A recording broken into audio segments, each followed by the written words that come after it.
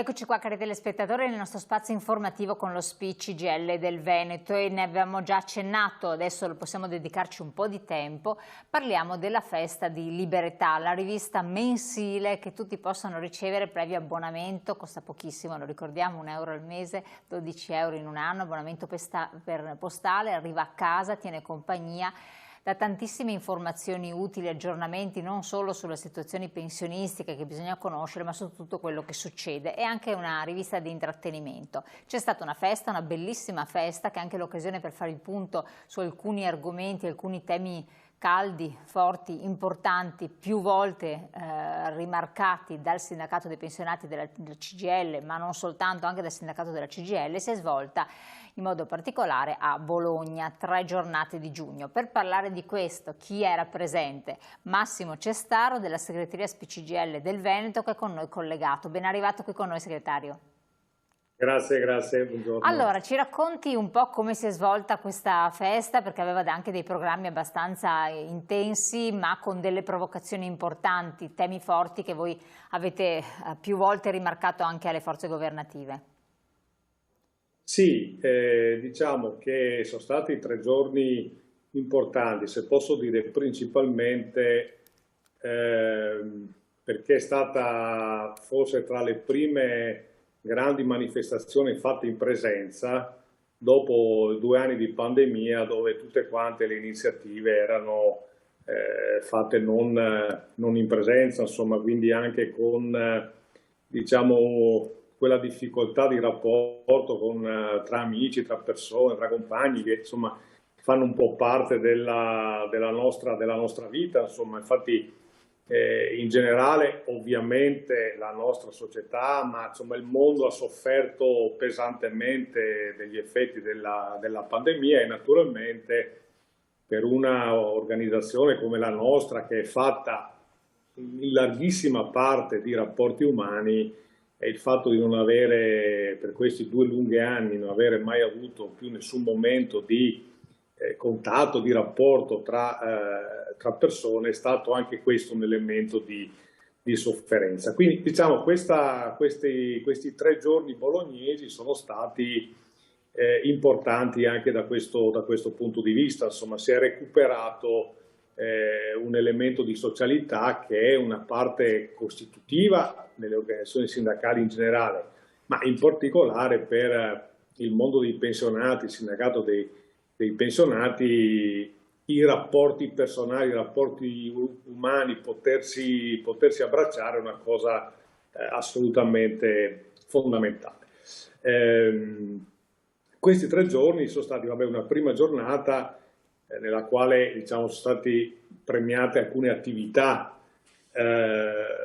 svolte da alcuni pensionati. Io insomma lo dico anche con un pezzetto di campanilismo, anche se insomma, non è esattamente il caso, però insomma uno dei premi importanti, il primo premio è andato ad Alvise Fretti per un racconto dal titolo... Eccolo qua, vediamo la foto. Sì.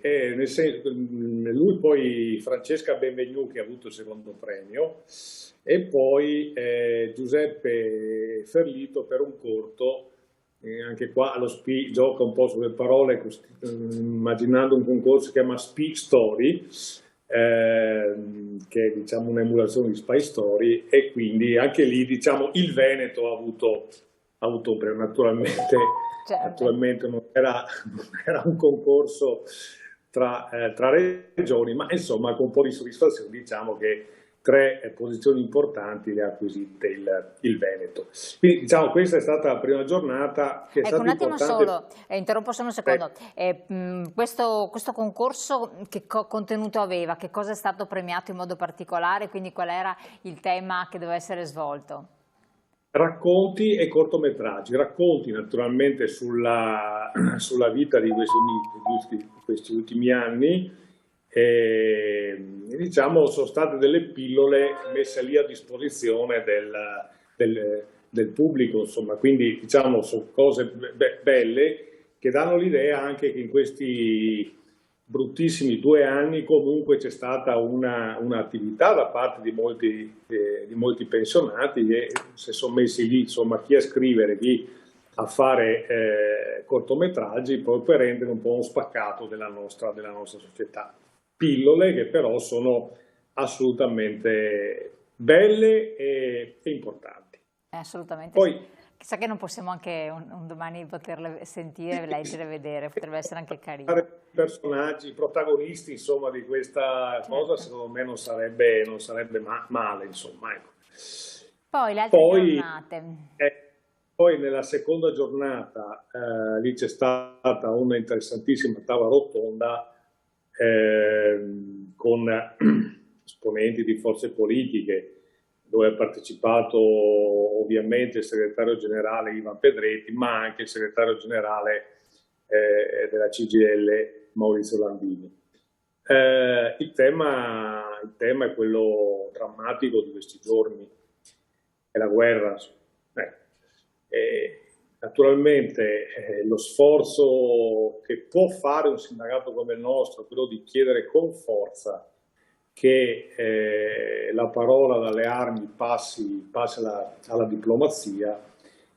Naturalmente, diciamo, come sindacato noi questa cosa la possiamo chiedere, purtroppo non la possiamo fare.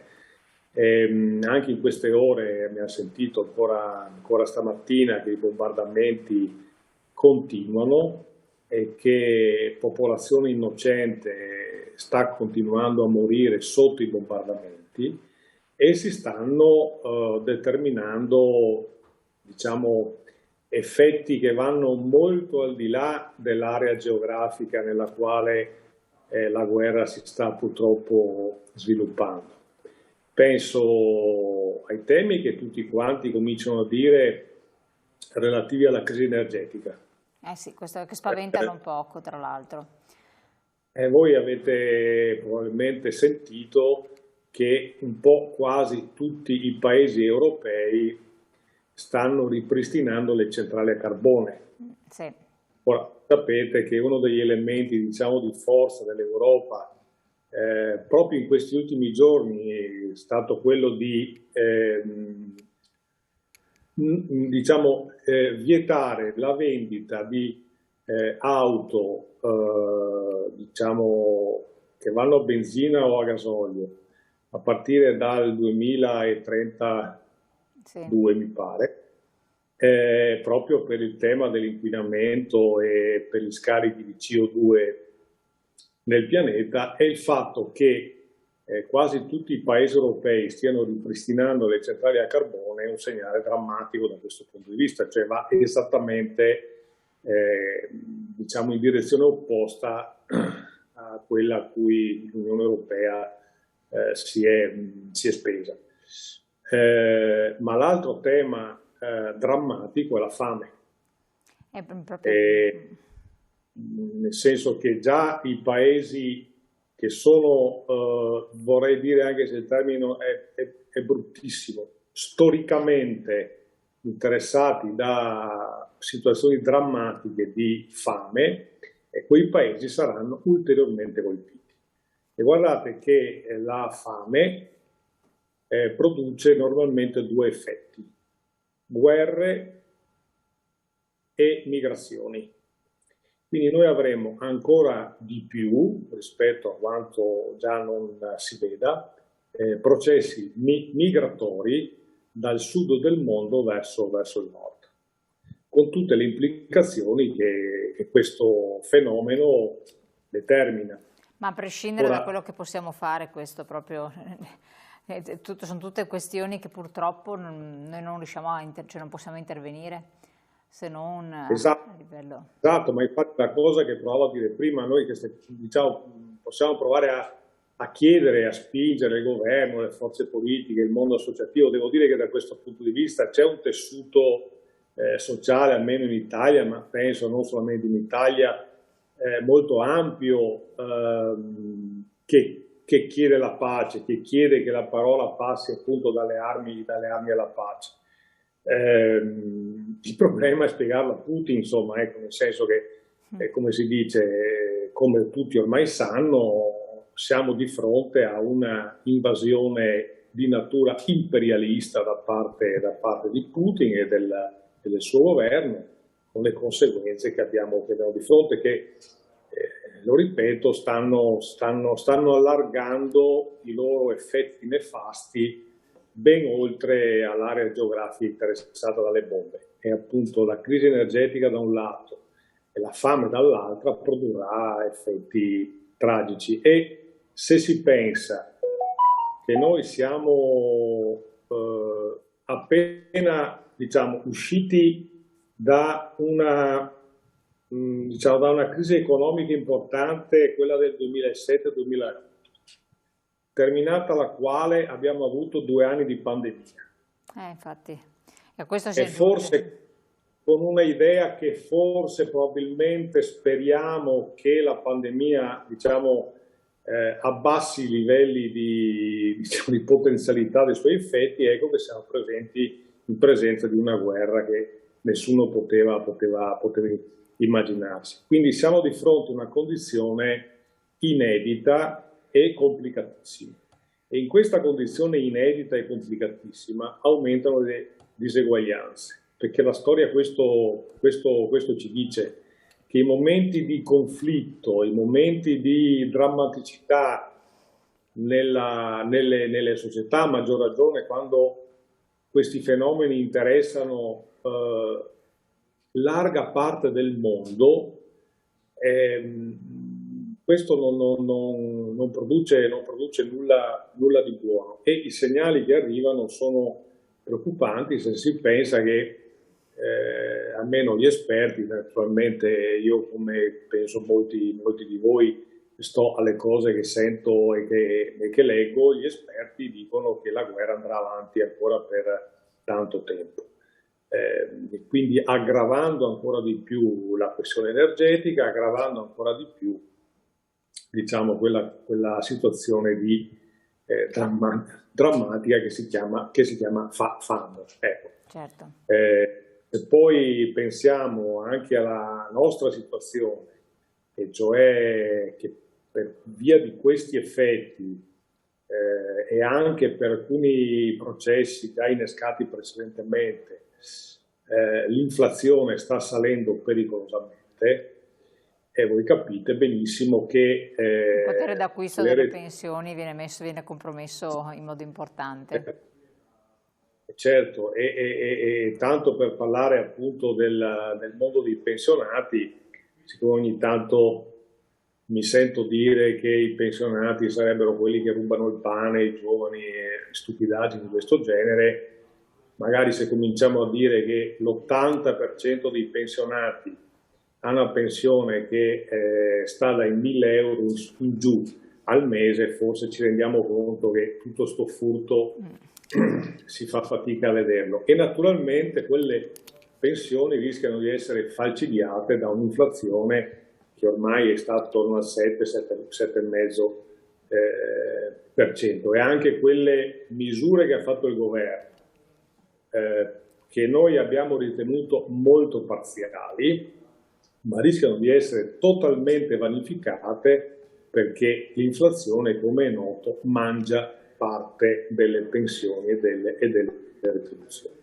Quindi la cosa è davvero grave, perché, ripeto, si rischia una condizione nella quale anche le società come la nostra, diciamo quelle apparentemente più distanti dal conflitto, in realtà ne subiscono gli effetti. Certo, è evidente che nel nostro paese non abbiamo i morti, i feriti e le bombe ucraini, ma gli effetti che rischiamo di avere nel tempo è di avere una società ancora più impoverita, dove le diseguaglianze ancora di più aumentano, con delle sofferenze sempre più evidenti. Da qui, diciamo, il richiamo, le mobilitazioni, le iniziative che noi possiamo fare con le nostre forze, che sono quelle che sono, per chiedere insistentemente che le armi tacciano e che si cerchi la via diplomatica. Però anche qua, come ormai hanno detto molti, Se Putin smette di sparare, la guerra finisce. Se l'Ucraina smette di sparare, finisce l'Ucraina, insomma, quindi diciamo la cosa è oggettivamente complicata. Questi sono stati un po' i temi della seconda giornata. Ecco, quindi sono intervenuti tra l'altro anche il segretario Landini della CGIL con le questioni inerenti al sindacato in generale, oltre che il segretario nazionale dello SPI. Ivan Pedretti, con le istituzioni poi presenti sia comunali che regionali, che hanno dato un po' un saluto introduttivo. Per quel che riguarda i temi attinenti tanto al sindacato dei pensionati quanto a quello della CGIL, il trade union qual è stato? Quello delle tasse alte, quindi il cuneo fiscale che va tagliato per i lavoratori e conseguentemente anche per le pensioni, va rivista la tassazione? Questo è stato sicuramente uno dei punti, nel senso che insomma, adesso non è da ora, ma sarà almeno 30 anni che cerchiamo di dire al Paese che l'85% delle entrate fiscali sono garantite dalle retribuzioni del lavoro dipendente e dalle pensioni. Se non fosse altro perché la nostra tassazione si realizza con la trattenuta alla fonte, insomma, quindi anche a me, se non concesso che ci fosse qualcuno intenzionato a evadere le tasse, questa cosa non sarebbe praticabile. Però a parte questo, il punto, tra i punti centrali sono certamente il livello di tassazione pesantissimo, certo. Per ricordare che la fascia più bassa parte dal 24%. Ma il problema che ci preoccupa ancora di più è che tiene insieme i giovani, i lavoratori, i pensionati, riguardano le condizioni di lavoro. Cioè noi abbiamo, i dati sono emersi credo settimana scorsa nella stampa, le retribuzioni largamente più basse in Europa. Diciamo, mentre negli altri paesi europei, prendendo a riferimento fondamentalmente Francia e Germania, le retribuzioni sono cresciute di percentuali importanti, come noi è la Spagna, ma noi siamo peggio della Spagna, cioè rispetto agli andamenti inflattivi le retribuzioni sono cresciute di parecchi punti percentuali al di sotto. Che non è una cosa assolutamente buona. No, perché c'è un problema di produttività, cioè nel senso che anche qua, quando adesso insomma, non voglio fare tecnicismi, però quando si parla di produttività, la prima cosa che viene in mente è di bassa produttività, si dice, beh vabbè, perché i lavoratori lavorano poco. Questo non è vero, nel senso che i lavoratori italiani, rispetto agli altri paesi europei, hanno degli orari di lavoro più lunghi, hanno le retribuzioni più basse e hanno la produttività più bassa. Come si spiega? Si spiega perché in Italia non ci sono investimenti, perché chi fa la produttività di un impianto, di una filiera produttiva, sono gli investimenti, innovazione di processi, innovazione di prodotto. E quindi se in Italia avessimo livelli di investimento come altri paesi europei, avremmo una produttività molto più alta rispetto ai nostri concorrenti. Ma ripeto, voglio farla lunga su questo piano. Il punto è un altro. Un punto è che avendo retribuzioni mediamente così basse e avendo ormai forme di lavoro che sono lontanissime dal cosiddetto rapporto di lavoro subordinato a tempo determinato, quindi una precarietà diffusissima, siccome il nostro sistema... Dobbiamo andare verso la chiusura, perché siamo verso la chiusura, quindi per cui... Okay. Prego. È costruito a ripartizione, cioè i contributi che gravano sulla retribuzione del lavoratore pagano le pensioni. Certo. Se le retribuzioni sono bassissime saranno molto inferiore la parte di denari destinati al sistema di welfare, che è la ragione per la quale come Confederazione teniamo insieme i giovani rispetto al precariato del loro lavoro, i lavoratori dipendenti per la loro condizione e i pensionati perché, diciamo, non a caso la nostra Costituzione dice Repubblica Italiana fondata sul lavoro, intendendo un lavoro il collante che tiene assieme l'intera società. Assolutamente. Allora sarebbe interessante perché lei ha dato là diverse questioni che sarebbe bello dibattere, ma non riusciamo a farlo per il tempo a disposizione. Magari faremo un approfondimento in un venerdì e che la inviteremo anche ben volentieri ad essere presente qui in studio. La ringraziamo per il suo contributo, ricordando sempre Libertà, la rivista dello SPI CGIL, interessantissima. C'è stata questa festa, ma è stata l'occasione un po' per fare il punto su tanti aspetti, come avete anche voi sentito. La ringraziamo voi telespettatori, lasciandovi alla pubblicità perché la trasmissione è appena incominciata, quindi le nostre interviste seguiranno. Grazie ancora, tra poco.